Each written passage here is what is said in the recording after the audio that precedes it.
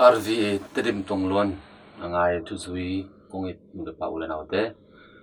tuni ilai sian hosim mate alian nga aneu som na thumpan som na kuksonga to pa ji suina a Christian tu zui te I vai puwa din mulle e mai ID bang omihiam china thu hong the saki to ten banghiam chile no te in leitung khofak te leitung chi te na hi ui china hong thei saki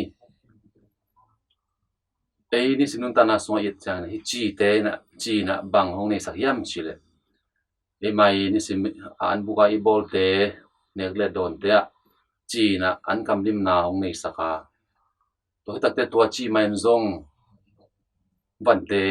nek the te kep na zong chi to ki kem le so be pi ki koi thei na hong pe saki to manin to pai suna chin al na be le bang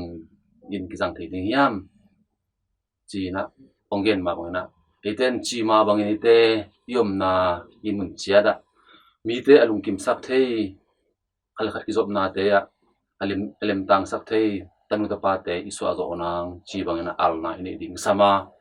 to ma bang in pasien keng panin nga asa pasien kamal pasien in na gup na tu pa te zong kip takina ite na ikep zo ding chi bang na al na te ini di kisami to ma bang in e ma inun tang na sunga chi bek thamun khowa ma bang in e mai kam ta thoina kam pau mu pau na te to khowa mi te ina hoina phanna amu thei amu sak zo tanu ta pa te iswa zo nang long to pa ji suna ong thei saki toy manin ite Christian nun tang na ina mi mal khat cheri nun tang na sunga ite ina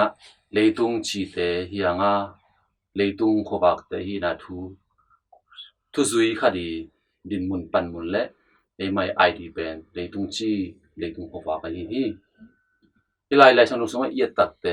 bang mukhya yam chi le khwai mei laljin le tak te khwai mei ki baksa laljin ki baksa pen lo noi ki koi lo chin lo chi ta chi na to mei vak tun na chi na nam thum omi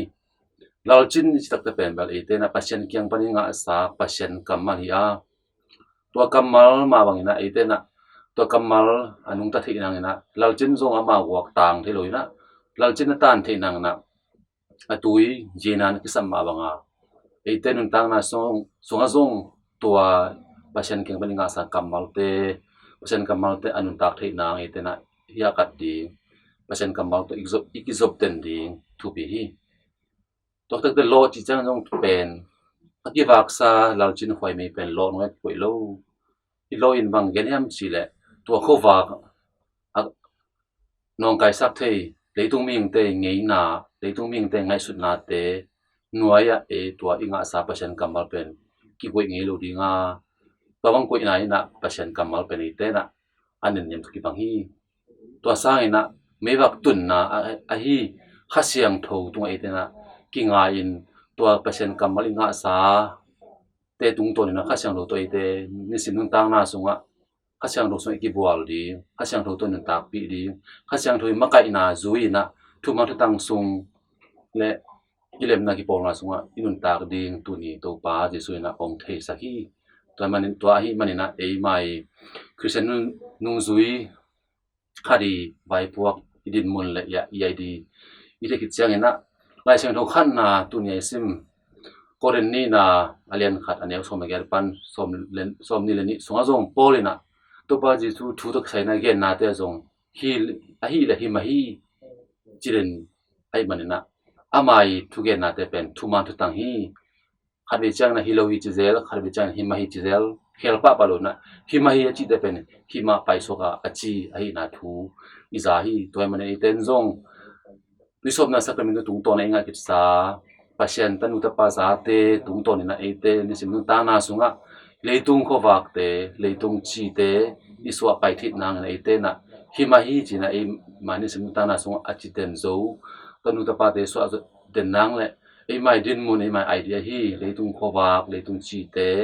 iswa kim thei nang ni sim nai simina khale khat thuking sakin ithungin na tung ton ina ate pasiani chi te hi na thu alak khe zo le